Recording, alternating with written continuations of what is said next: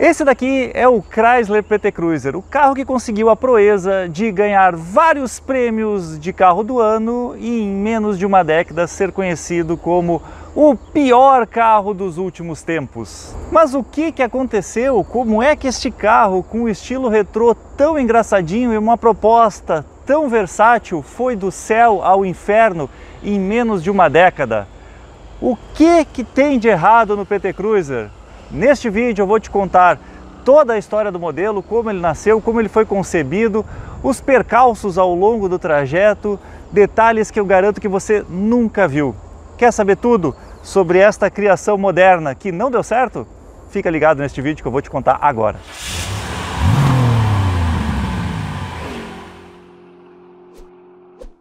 O PT Cruiser foi lançado no mercado americano em abril de 2000, já com o modelo 2001, e foi fabricado até julho de 2010. Mas a sua história começa muito antes, e para a gente entender tudo o que aconteceu com ele, eu preciso te contar desde o início. A Chrysler chegou a ser uma das maiores montadoras mundiais, inclusive com grande prestígio não só no mercado norte-americano, onde ela nasceu, como também no resto do mundo. Famosa por fabricar carros muito luxuosos, muito diferentes, ela comprou marcas concorrentes ao longo dos anos, como por exemplo a Dodge, a Plymouth e uma série de outras marcas mais. Nos anos 90 ela decidiu entrar na onda retrô, puxada talvez pela Volkswagen com o New Beetle, sim, a reencarnação do Fusca, o carro queridinho no mundo inteiro. Mas apesar do PT Cruiser ser o carro retrô mais famoso da marca, não foi através dele que ela decidiu entrar neste novo nicho. Foi através do Plymouth Prowler. Conhece esse carro? Pois é, ele não é muito famoso aqui no Brasil e nem mesmo lá nos Estados Unidos. Lançado em 97, produzido até 2002, aqui eu sei de uma unidade na coleção do nosso amigo Badolato. Uma unidade que inclusive um dia eu espero ter a chance de conhecer. E a ideia do Prowler era ser um hot rod dos anos 90, ou seja, um carro com um design inspirado no passado, porém com linhas atualizadas, mecânica muito mais moderna e também equipamentos de ponta para o final dos anos 2000. Se vocês olharem bem, a frente do PT Cruiser lembra muito a do Prowler e não é à toa. Afinal de contas, em 1997, a Chrysler apresentou o Plymouth Pronto, o primeiro carro conceito que depois deu origem ao PT Cruiser.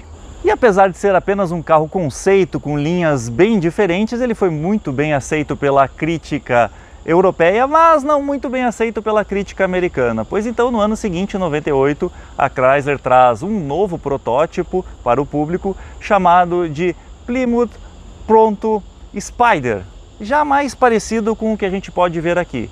Pois bem, em 1999 foi definitivamente apresentado a versão final do PT Cruiser. E da onde vem o nome? Bom, essa é uma parte complicada da história. PT remete, segundo a Chrysler, a Personal Transportation. Significa que é um carro voltado para transporte de pessoas ou transporte pessoal. Na verdade, algumas pessoas dizem que tem a ver com Plymouth Truck. Por quê?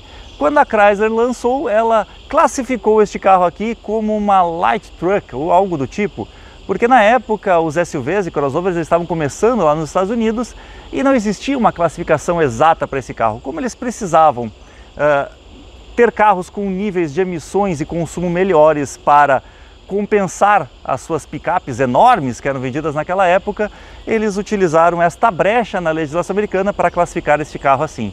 E tem outra história que é um pouquinho ainda mais discutível. Vocês lembram do Neon? Aquele sedã com linhas futuristas que foi comercializado aqui no Brasil sob a bandeira Chrysler, mas lá nos Estados Unidos com o nome de Dodge Neon. Basicamente um sedã feito para competir diretamente com os japoneses Toyota Corolla e Honda Civic. Pois é, apesar de pouco parecer, eles usam uma plataforma praticamente igual. No caso do Neon era chamada plataforma PL, e aqui, para diferenciar e para não dizer para o público abertamente que era a mesma plataforma do Neon, eles chamaram essa plataforma de PT. Talvez daí venha o nome. Por que PT? T em inglês chama-se Tall. Essa plataforma ela é um pouco mais alta, ela é uma plataforma mais bombada. Esse carro tem 1,60 m de altura, mas ele não é um carro muito grande, ele está quase para um hatchback com bastante espaço interno. São 4,28 m de quase 29 de comprimento total, 2,66 m de entre-eixos, enfim, é um carro pequeno em várias dimensões, mas muito espaçoso por dentro. E ele tem 1,70 m de largura. Por que eu estou falando tudo isso? Porque isso tem a ver com a grande proposta dele. E neste momento é impossível eu não citar um dos principais responsáveis pelo projeto deste veículo.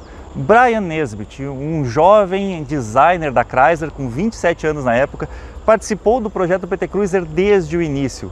Ele foi o responsável por trazer esta frente que remetia muito ao passado, aos carros dos anos 30, porém com uma proposta hot rod dos anos 50, que lembra a mesma frente do Prowler, não é à toa, afinal de contas o Prowler foi um sucesso de aceitação do público no início, depois as vendas não se refletiram nisso, mas a opinião pública era muito boa, e ele tinha uma proposta de atender um público muito de nicho.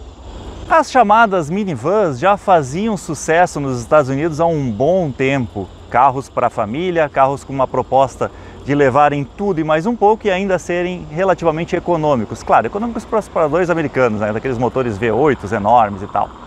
Pois bem, as minivans começaram a adentrar no mercado europeu, onde os sedãs e peruas também eram muito bem aceitos, mas as minivans começaram a ter um certo appeal por lá, começaram a ser carros desejados. Eles conseguiram, ou melhor, o Brian conseguiu nessa época, transformar um carro de design totalmente retrô, com linhas americanas, extremamente inovador, com um porte quase de um hatch um pouquinho bombado, em uma utilização de minivan. Toda esta maluquice se transformou no PT Cruiser, um carro que foi simplesmente um sucesso absurdo no ano de seu lançamento. Apesar das críticas e opiniões divididas, tinham pessoas que adoravam esse estilo retrô e outras que odiavam ele teve fila de espera de quase um ano lá nos Estados Unidos. Chegou a vender mais de 140 mil unidades no seu ano de estreia. Sabe quantos PT Cruisers foram fabricados no mundo inteiro? 1.500.000 veículos. Sim, é um carro que vendeu pra caramba. Porém, a história não é tão bonita assim. E aqui eu vou te explicar o porquê do fracasso deste carrinho tão interessante no ponto de vista estético e até mesmo funcional. Mas antes de eu continuar com a explicação, vamos aos recados da paróquia. Se você está pensando em comprar um PT Cruiser ou qualquer outro carro 0 km, o PT Cruiser, eu já te digo, não é uma boa ideia, tu vai entender já já. Mas outros carros usados, seminovos, pode ser sim uma boa compra, desde que, antes de fechar negócio, tu consulte a placa dele na empresa olhonocarro.com.br, usa o nosso cupom para ter 15% de desconto em qualquer um dos serviços e ter certeza do que tu está levando para casa. Imagina que um carro com tantos anos de uso pode esconder muitas coisas por trás do documento e tu pode sim colocar o teu dinheiro em risco se não fizer a consulta por lá.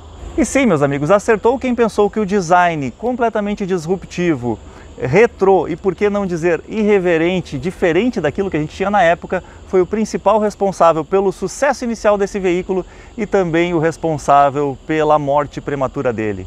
Esse carro durou apenas 10 anos no mercado mundial. Aqui no Brasil também foi vendido de 2001 até 2010. Por aqui as vendas foram bem mais fracas, né? Vendeu em torno de 7.600 unidades.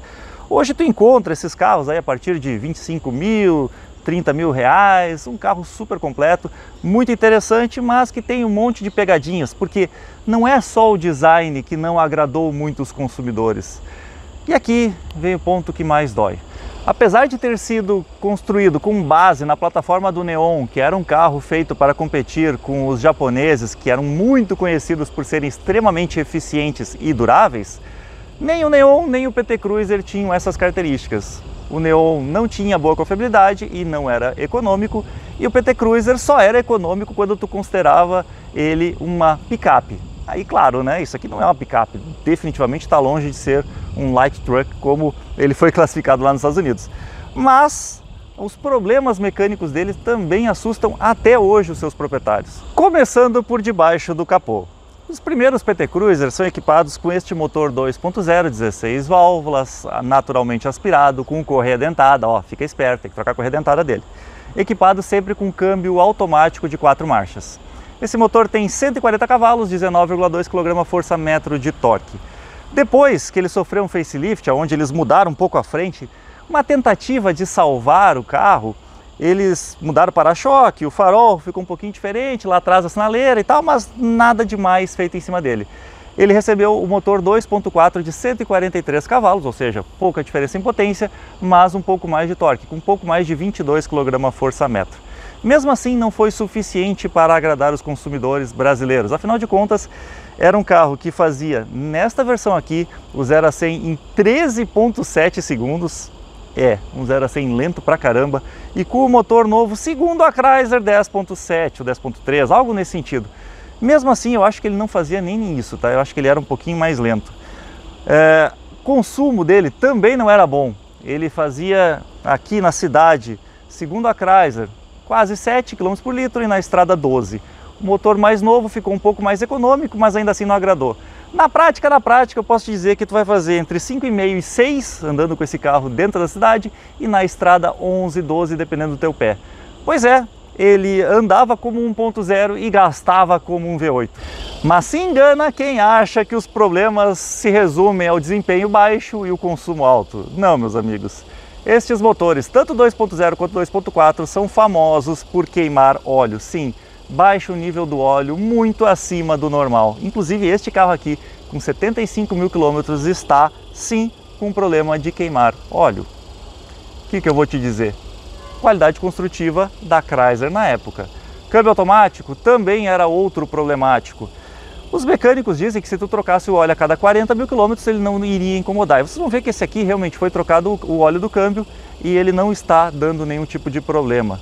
Mas problemas eletrônicos, problemas de sensores, problemas de ar-condicionado eram bem comuns. Inclusive o compressor do ar-condicionado desse carro era uma peça que lá nos Estados Unidos estragava muito fácil. Outro detalhe, conectores. Eu não sei exatamente o que a Chrysler fez na época, mas os conectores elétricos deles eram famosos por oxidar. Então, talvez fosse a posição, sei lá, talvez a vedação. O fato é que problemas elétricos desse carro acontecem com muita frequência, mas por oxidação do terminal utilizado pela montadora. Mas isso não era uma exclusividade do PT Cruiser, acontecia também no Neon, acontecia no Stratos, em todos os carros da Chrysler na década de 90, início dos anos 2000. Os mecânicos desavisados que não estavam acostumados a utilizar ou trabalhar com estes carros sofriam para encontrar o problema. Quem já estava acostumado, aquele mecânico que já trabalhava com Chrysler há mais tempo, sabe exatamente aonde chegar. Inclusive esse carro aqui tem um problema muito sério, que é o sensor de rotação. O sensor do motor, que dá a posição do motor, ele em alguns casos ficava roçando no próprio suporte dele e estragava. Pois é, um problema fácil de resolver, era só afastar o suporte ou o sensor reposicionar ele e nunca mais incomodava. Mas sim, esses problemas são fáceis de conviver, fáceis de resolver. Se fosse só isso os problemas do carro, eu tenho certeza que ele não teria sido cancelado tão prematuramente. Suspensão dianteira, uma suspensão MacPherson comum. Ele vem equipado neste ano com rodas de aro 16 polegadas, essas rodas cromadas, bem bonitas, freios a disco nas 4 rodas, lá na traseira é sólido. Aqui na frente ele é ventilado e lá na traseira a suspensão é do tipo semi-independente, uma suspensão comum, não é uma suspensão multilink nem nada. Mesmo sendo uma suspensão comum, a suspensão principalmente dianteira incomoda pra caramba. Pensa numa suspensão que gosta de dar desgaste em bucha, pivô e tudo mais o que tem aqui. Mesmo os americanos que têm aquelas ruas, estradas, avenidas perfeitas, aqueles tapetinhos maravilhosos, reclamam da baixa durabilidade dos componentes de suspensão deste veículo. Agora tu imagina o que sobra para nós, né, que moramos em um lugar onde as ruas parecem que foram projetadas para Lua ou Marte. E por falar em pneu, os aros 16 utilizam pneus 205/55. Olha aqui o que foi colocado neste carro, pneus da Pneu Store marca Itaro. Pneus exclusivos, muito bons, macios e baratos. Para te ter uma ideia, esse proprietário aqui comprou usando o nosso cupom OP Sincera, ganhou 5% de desconto e pagou pouco mais de R$ 1.200 nos 4 pneus. Tem custo-benefício melhor? Não tem, né?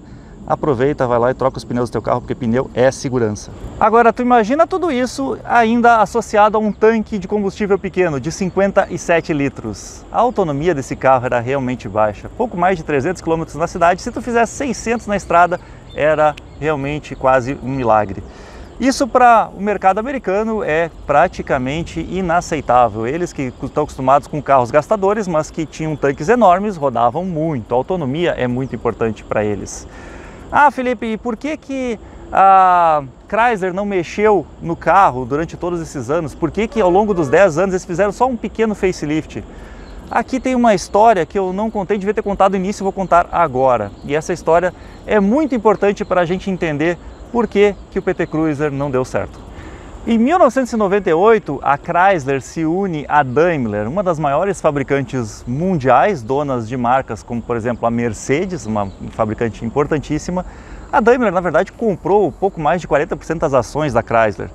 E a Daimler ficou incomodada com o sucesso deste projeto. Sim, meus amigos, a triste realidade é que o seu principal acionista da empresa, na época, não gostou do sucesso retrô que esse carro estava fazendo com o público jovem. Eles deveriam ter atualizado o design, eles deveriam ter mexido na proposta do veículo, porque o público jovem do início dos anos 2000 ele envelheceu e a próxima geração não achou esse carro tão interessante, mas ele competia diretamente com outros dois carros exclusivos da marca Daimler. O Smart, que era uma proposta muito ousada para sua época, e também o Classe A da Mercedes. O Classe A, aquele carro polêmico que capotou no teste de lançamento. Enfim, vocês sabem toda a história do Classe A, ele foi vendido aqui também. Era um carro que foi, sim, ameaçado pelo PT Cruiser. Mas vamos lá, será que o PT Cruiser são só pontos ruins? Não! E agora eu vou te mostrar por que este carro fez muito sucesso no seu lançamento, que não era só design, bem pelo contrário, a praticidade dele é praticamente imbatível. Eu garanto que vocês não conhecem. Dotado de um porta-malas de 538 litros, não era só o espaço que chamava a atenção. Este carro tinha soluções tecnológicas de aproveitamento do espaço totalmente inovadoras. Primeiro, ele vinha com esta tampa que era removível, que tu podia colocar ela em 2 níveis. Então tu podia utilizar o porta-malas com coisas embaixo, mais separadas da parte de cima. Podia utilizar ele bem embaixo, né? Então todo o espaço interno mesmo carregando a tampa. E também tinha uma função nessa tampa que dificilmente quem não foi dono do PT Cruiser conhece. Ela tinha este pé aqui. Por quê? Porque ele virava uma mesa, olha só. Colocando aqui nesta posição, tu podia colocar a tampa mais para fora, ela é uma tampa rígida, ela não é uma tampa mole. E aqui em cima tu podia colocar comidas, bebidas e tal. Então ir para a praia, para um acampamento, para algum lugar mais remoto, o teu carro se tornava também uma mesa de banquete, uma mesa de trabalho, o que for que tu precisasse para aquela época. Algo totalmente inusitado, né? Mas calma, porque a inovação não acaba por aqui. Bem pelo contrário, tem muito mais coisa ainda para te mostrar. Os bancos traseiros, eles são divididos em 60-40, talvez 70-30, não sei, e são rebatíveis. Bom, até aí nada demais, né? Vocês já estão acostumados a ver isso, inclusive em carros atuais, não tem nada de inovador. A gente está acostumado a ver carros que rebatem o banco. O que tu não está acostumado a ver, que Honda Fit de primeira geração trouxe, é este banco aqui, que na Honda eles chamam até de Magic Seat, onde ele abre mais espaço. É um pouco diferente do Magic Seat, é claro, mas ele tem uma facilidade. Caso tu queira levar todo o compartimento de carga sem tirar os bancos, o espaço aqui atrás fica realmente surpreendente, né? Como vocês estão vendo, eu rebati um lado, vou rebater o outro de forma bem fácil. Isso é uma característica importante. E olha só, aqui tem espaço para levar tudo e mais um pouco. 2 pessoas lá na frente e mais um monte de bagagem. Mas se eu precisar de ainda mais espaço, ele tem mais um recurso muito legal. Olha como é fácil tirar os bancos traseiros. Soltando as 2 travas e pegando nesta alça que tem aqui em cima, uma pessoa sozinha consegue facilmente remover eles. Ou seja, se por um acaso tu precisar de muito espaço interno para carregar tudo o que precisa e mais um pouco, tu vai conseguir facilmente retirando os bancos, e depois para colocar é tão fácil quanto. Um pouquinho pesado, eu confesso, mas mesmo assim uma pessoa consegue fazer sozinho.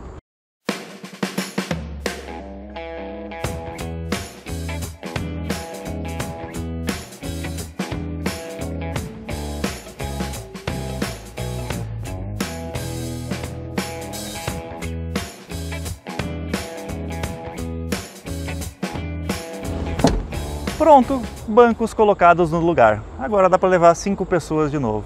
Que saudade dos carros dos anos 90, é ou não é? Isso lembra quem? Scenic, da Renault? Pois é, meus amigos. Inclusive, uma das propostas de posicionamento desse veículo era competir com a minivan europeia francesa, que fez muito sucesso não só no Brasil, mas no mundo inteiro também.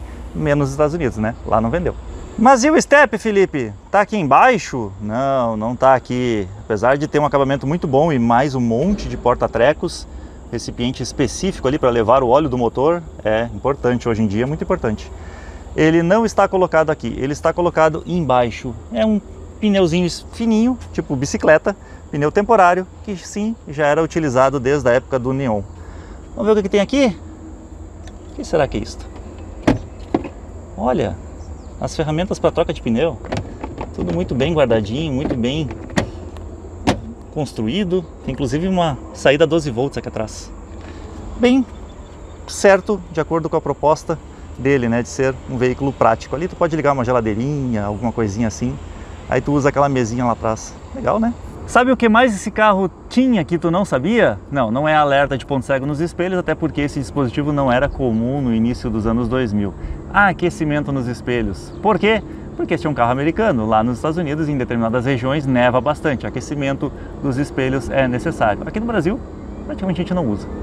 Mas ele não veio com teto solar, um item praticamente indispensável para os brasileiros.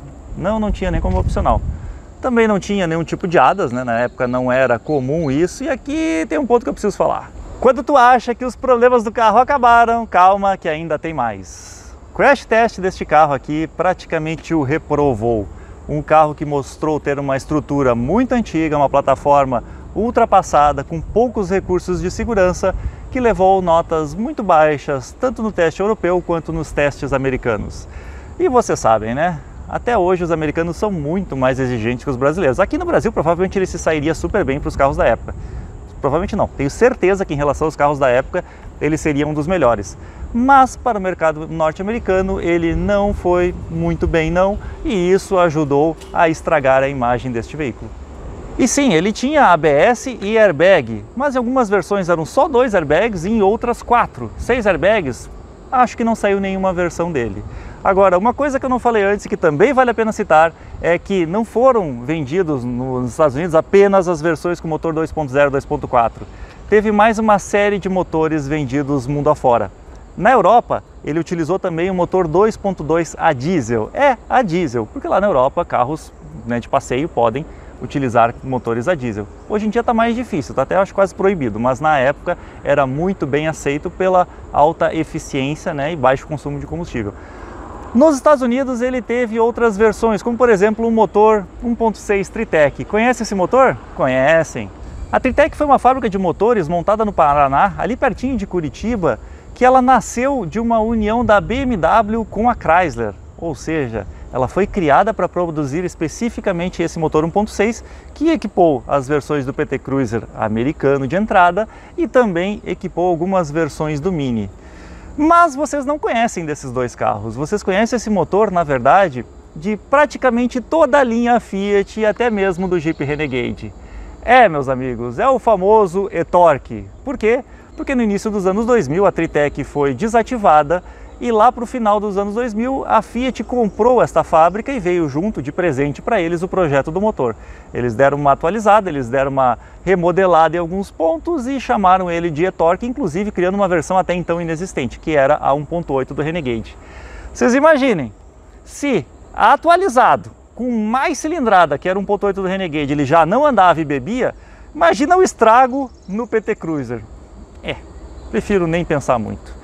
Peso desse carro, nesta versão aqui, pouco mais de 1.360 quilos, mas ele chegou também a pesar quase 1.600 quilos nas versões mais equipadas. Inclusive tem uma versão muito interessante que essa só foi oferecida de 2003, acho que por uns 2 anos lá nos Estados Unidos, a chamada GT.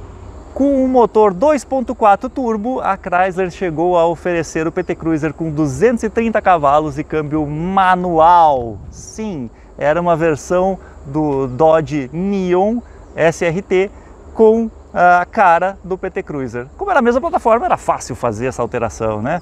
Um carro que tinha uma intenção de ser mais esportivo, mas que também, obviamente, não fez tanto sucesso assim, por isso que ele foi descontinuado rapidamente. Hoje, inclusive, o GT Cruiser, como ele é chamado, afinal de contas, os proprietários não gostam de assimilar ao PT Loser, como ele é chamado lá nos Estados Unidos, as outras versões, essa daqui inclusive.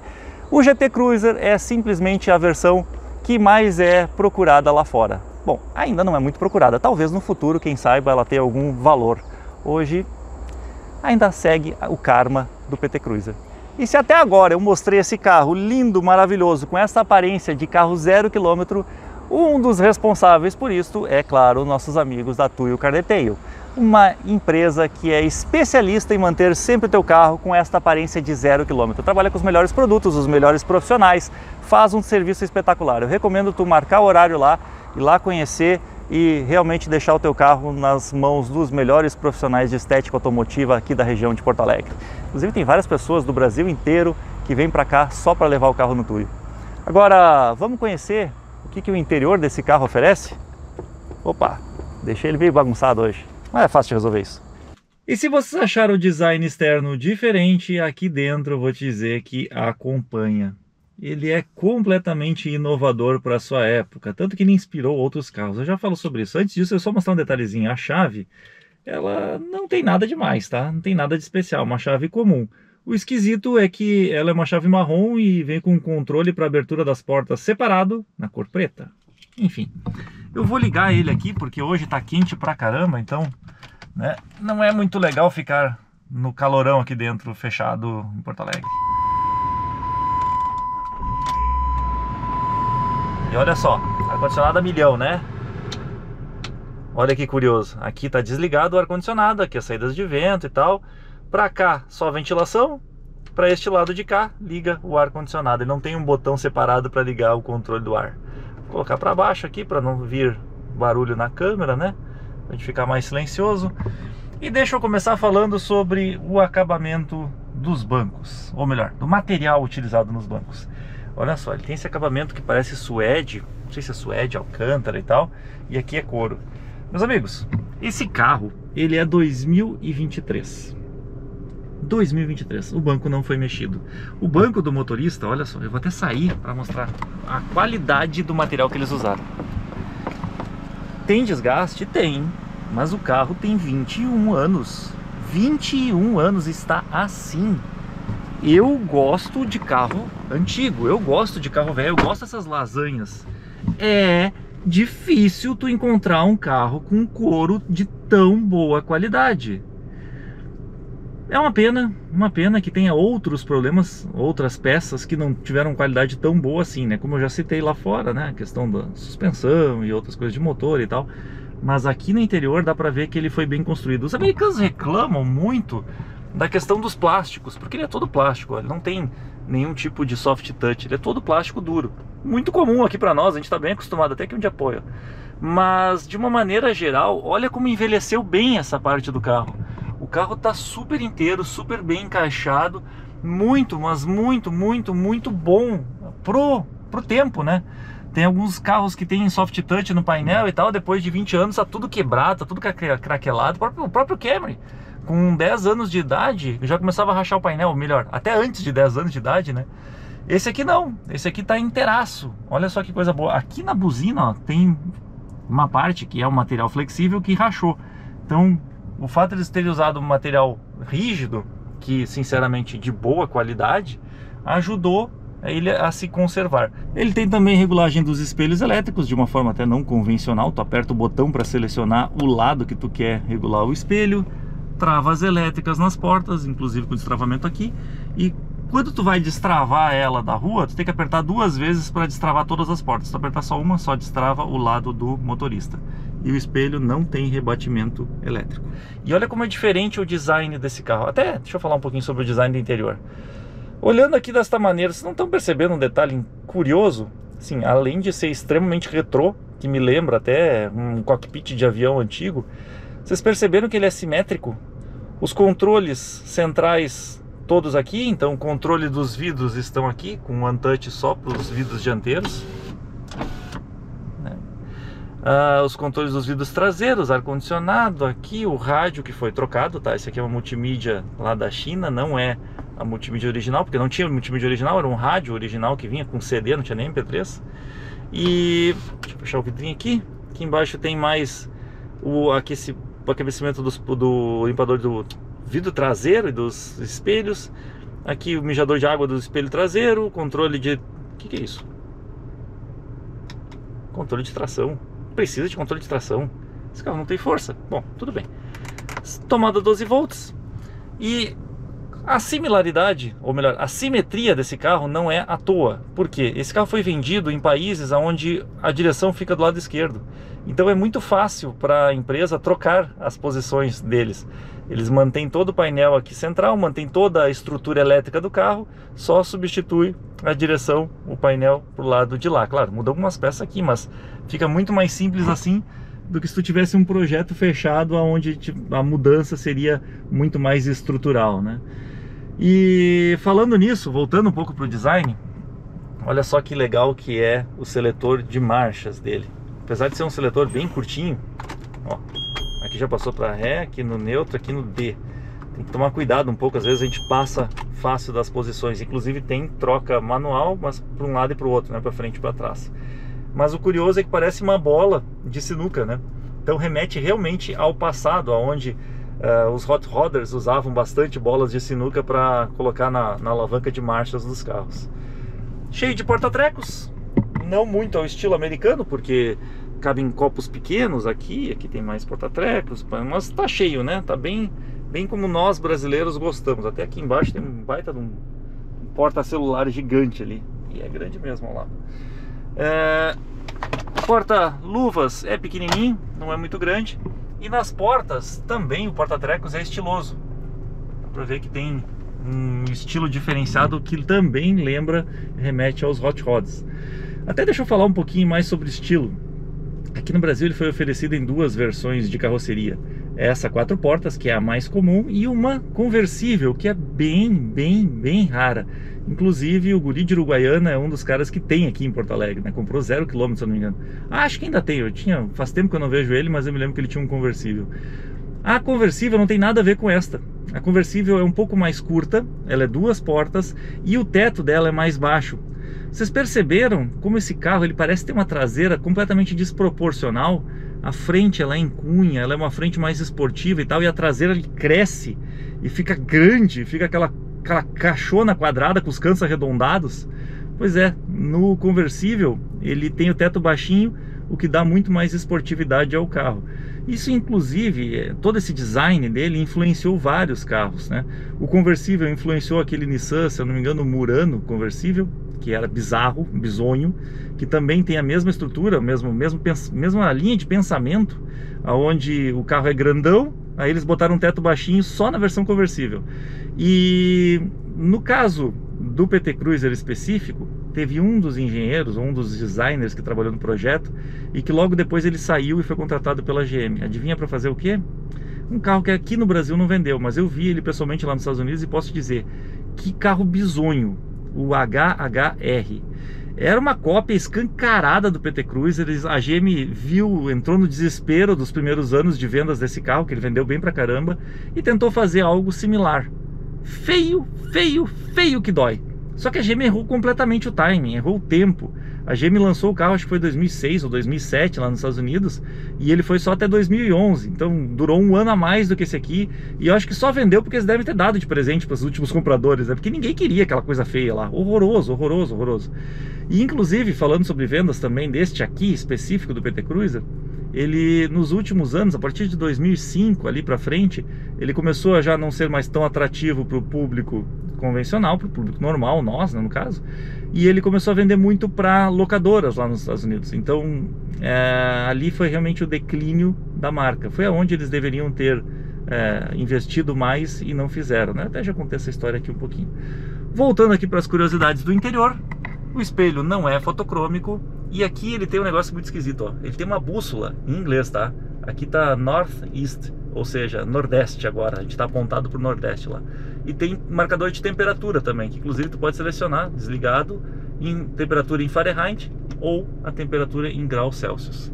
Tem luzinhas individuais, tem espelhinho aqui com luzinha também, tem alça de mão, tem regulagem de altura no cinto de segurança. Mas o que mais chama atenção mesmo é esse banco. Que banco bonito!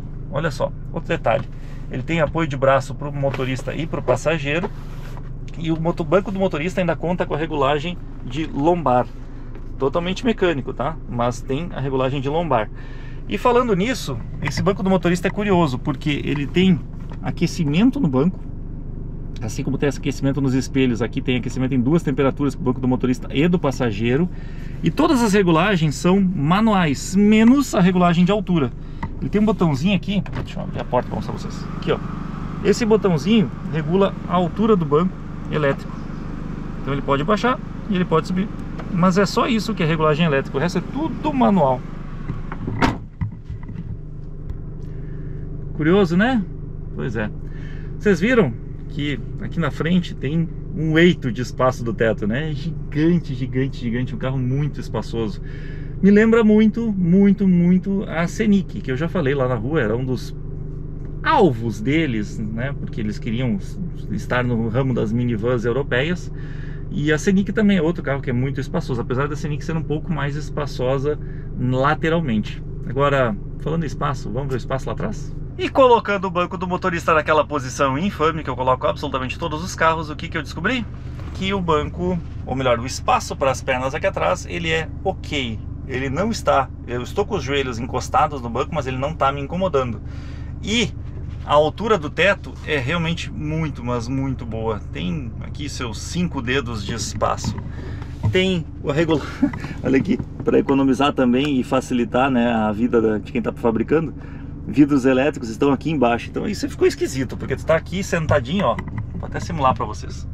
Tu está aqui sentado, quer abrir o vidro. Vamos lá, se abaixa, baixa o corpo, levanta. Tem umas coisas nesse carro que são realmente diferentes demais.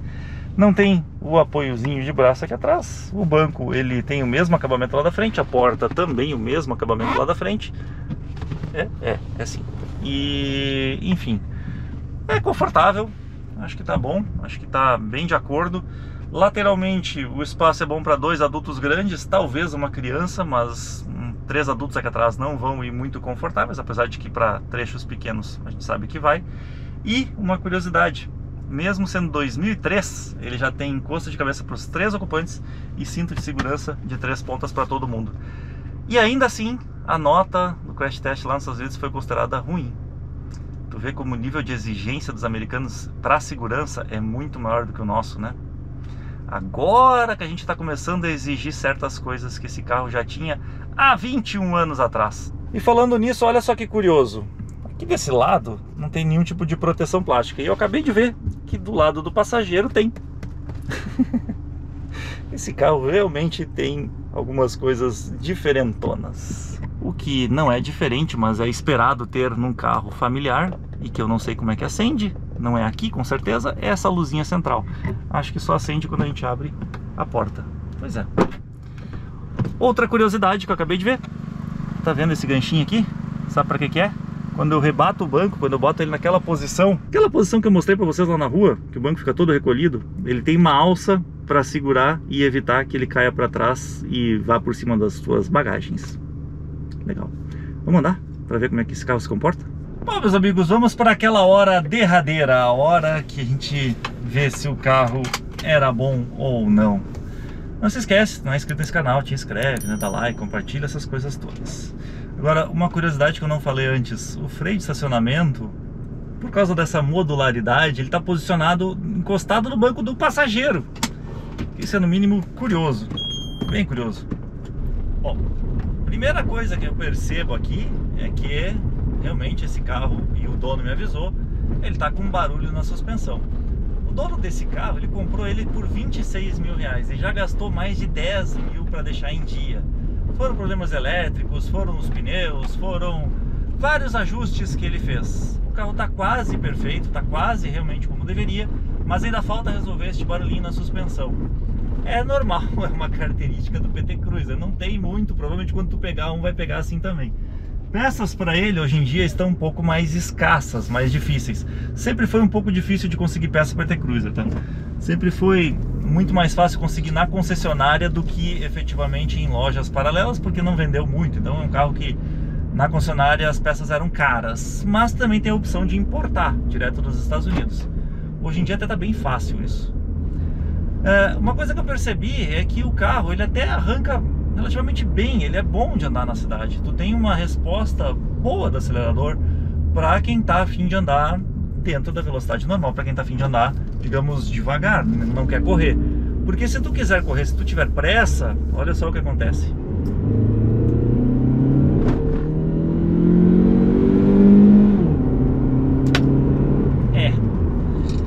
Ele demora para embalar, ele demora para responder. Então assim, o estilo retrô dele, essa coisa, essa aura hot rod dele, definitivamente ficou sem um ponto importante, que era o motor, o desempenho. E o que é pior ainda é que, ok, para os padrões americanos talvez o consumo fosse aceitável. Naquela época o galão da gasolina era ridículo de barato lá nos Estados Unidos. Para o padrão brasileiro, onde a gasolina sempre foi cara, aí ficou difícil. E o pior ainda, que eu não falei até agora, esse carro no Brasil veio com uma pegada mais premium, pelo menos em preço, né? Ele veio num preço alto, bem alto. No início dos anos 2000 ele custava aí seus 56 mil reais. Valor de Smart, que também saiu de linha por ser um carro muito caro. Adivinha? Lá nos Estados Unidos ele era um carro super barato. E ele ficou famoso justamente por ser um carro acessível. Um carro que tinha muito espaço, era muito prático, porque vocês viram, dá para transformar ele quase numa picape fechada. E levava a família com conforto, com uma segurança boa para o brasileiro, para o americano não. Mas barato, esse era o ponto. E aqui no Brasil ele não era barato, assim como não era nenhum carro da Chrysler que foi vendido por aqui. Outra percepção que eu tive aqui, dirigindo ele, o volante tem regulagem só de altura, ele não tem regulagem de profundidade. Pra mim não tá ruim, tá? A distância dele tá bem boa, mas eu gostaria de posicionar ele um pouquinho diferente. E é um volante que tem um diâmetro enorme, enorme, ele é bem grande mesmo. Então, não sei, eu preferia um volante um pouquinho mais, um diâmetro um pouquinho menor. Tem piloto automático, obviamente não é adaptativo, né? Mas tem o piloto automático, não tem acendimento automático do farol, para-brisa, limpador de para-brisa automático, não tem nada disso. E aí que eu volto a dizer, pelo preço que ele veio da época, naquela época mesmo tu já conseguia vários carros que tinham outros recursos a mais e também eram mais confiáveis. Isso, para mim, no meu ponto de vista, é que realmente decretou o fim cedo demais do PT-Cruiser. Um carro que hoje, andando nele, eu percebo que tinha um estilo muito bom, uma proposta excelente, um carro grande, espaçoso, versátil, que deveria ter tido muito mais espaço e deveria ter vendido muito mais do que vendeu. Claro que nos primeiros anos vendeu bem, mas depois logo ele caiu em desgraça. Eu acho que é um carro que faltou investimento da fábrica, e a fábrica foi a maior culpada. Aí volto a dizer, né? A união com a Daimler não fez bem para este carro.